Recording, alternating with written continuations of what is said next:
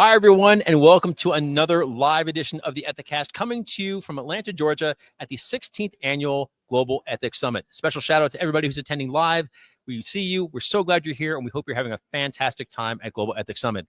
This is another BELA Asks episode of the Ethicast, and it is as live as it gets. This is a question you got today. I got today from a BELA member. Yep. Outstanding. In person. Somebody came walking up to me and said, I would like you to tackle the question that was asked in the session I just walked out of. Fantastic. And this is why we have BELA Asks. So here's the question. The question is, how do I build competency with the board so they can be a real thought partner to me?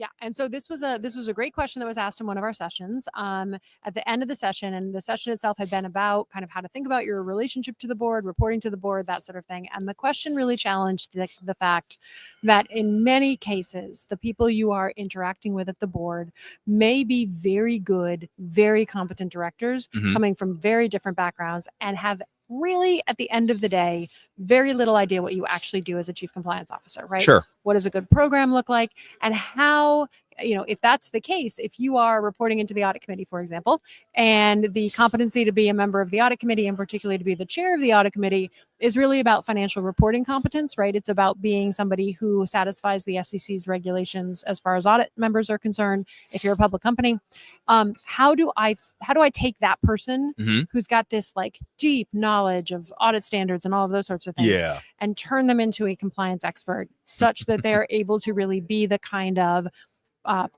partner to me that is going to challenge my thinking, question my assumptions, things along those lines. Yeah. So there were some great ideas that were shared in that particular session, Sure. Thinking about board training, board education, things along those lines. But one of the things that I particularly liked that came up in some of the sidebar dialogue that I wanted to share with the broader audience was this idea of breaking your program into pieces. So taking a new director in particular. So kind of much like when we train managers, we start with the newest ones first, often, right? To sort of pilot what something might look like. Yeah.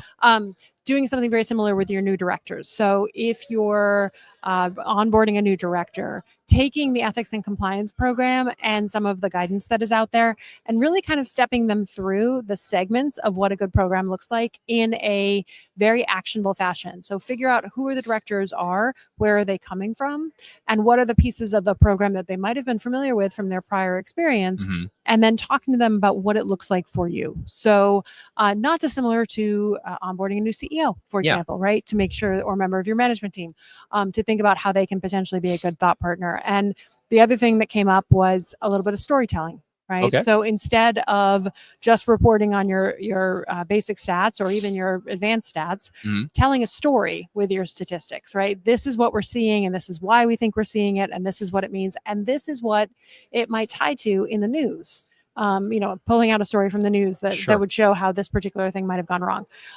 So things along those lines. And then the last thing that I would add, and Bill, you and I have talked about this numerous times on prior BELA Asks, where we answer questions around the board category. Yes, your directors are worthy of respect, right? These are distinguished people who are serving on your board for a reason. Yeah. They are not the Greek gods on Mount Zeus, or Mount Olympus, rather. Like, you don't have to... You don't have to treat them preciously, right? They are there to discharge a fiduciary duty to oversee the company and as part of that, your program. Yeah. So if you're not getting from them what you need, try to set them up for better success. Sure. You're probably thinking X, Y, Z. I'm sure you were about to ask Y, Z, Z, like whatever it is, right? Sure. And give them the sense of engagement, ability to challenge, openness to questions, things along those lines. And if you are repeatedly getting crickets or, I presented to one board once as an outside advisor to the company where one of the members of the audit committee was exceptionally well known for falling asleep in meetings. Have a conversation with your corporate secretary if you can. About some of those challenges. So, but at the end of the day, those directors are getting paid often pretty well to oversee the management team and discharge their fiduciary duties as it pertains to the company. And making sure that they are doing that well with you is time well spent. Yeah. The part of this question that I really hung on was the word partner.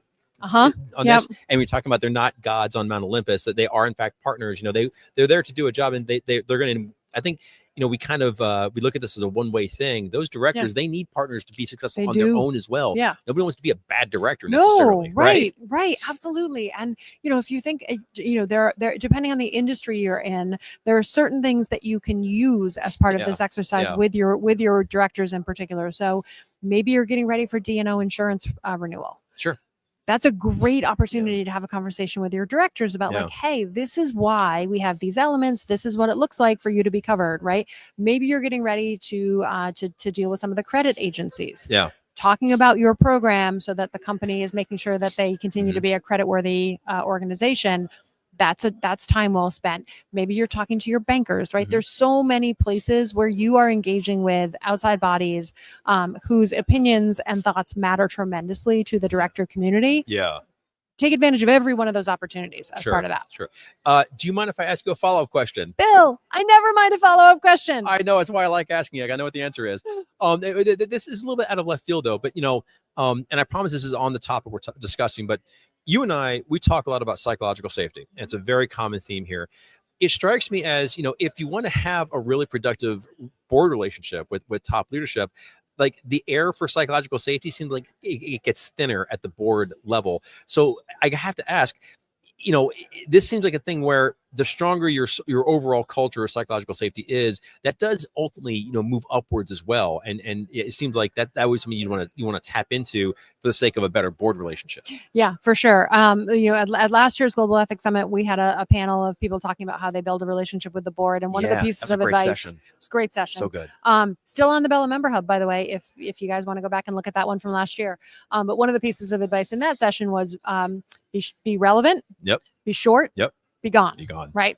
And so I think taking the time to be cognizant of why you're there, making sure that you are telling a story with the time that you have, all of the fundamental baseline rules of presenting apply. Don't read your slides, right? Assume they've read the pre-read. Yeah. Go in with a question or two that you particularly want to discuss with the board. Make sure that you have, thought about some of the questions that you might potentially get. And if you don't get any questions, start to ask yourself why, right? Yeah. Like, what is it about the way you're presenting, that sort of thing, that you're not getting anybody to engage with your content? Because if you're in that position, one meeting, fine, maybe you answered all their questions and they didn't have any thoughts. After that, you should get a little concerned if you're never getting any questions from your committee. Exactly. Well, look, be relevant, be short, be gone is also fine podcasting advice. So with that in mind, I'm going to let you go, but not before I thank you for coming back on the show and for answering this live question from BELA Asks during GES. Thank you so much for that. And more importantly, thank you for the question we received. This program cannot exist without the questions, and this community cannot exist without open exchange of ideas and solutions. Absolutely. 100%, Bill. And so to all of those BELA members out there on the platform, on LinkedIn, because we're live streaming these to LinkedIn as well as to the Summit platform here at the Summit itself, please keep the questions coming, because one of the highlights of my day all the time is coming to talk to the one and only Bill Coffin. And if you guys stop asking questions, I don't get to keep doing the show. So please keep the questions coming, and I will have a chance to come back and talk to my friend Bill. Everybody, this has been another live episode of the Ethicast coming to you from Atlanta, Georgia at the 16th Annual Global Ethics Summit. Thank you so much for watching. We'll see you again soon. Bye now.